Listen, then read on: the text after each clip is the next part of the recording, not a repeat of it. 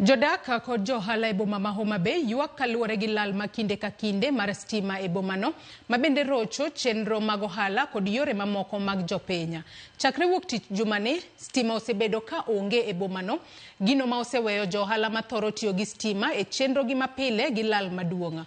Weg dukni kod jolos nyamburko e kar loso nyamburko manie boma ma Homa Bay ywak ni tijegi osechung nikech onge mar stima chakre wuok tich nyaka sani.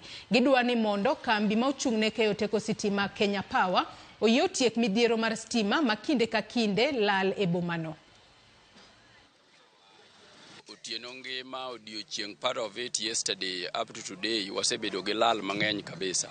Ei Jua Kali kae wantiere go ohala mopogore opogore. Nitiere nyaka joma wang'o chips e iye ka, nitiere joma nigi cyber places, joma timo welding.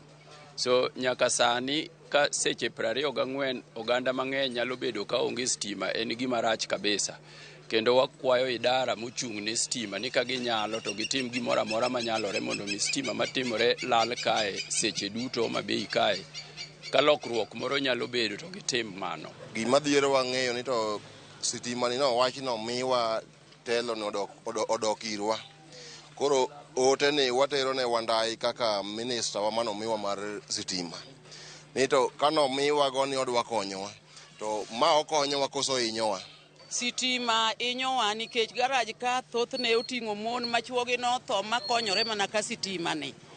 Nitie kore ka ginyalo yudo konyruok kaluwore go ohala magitimo.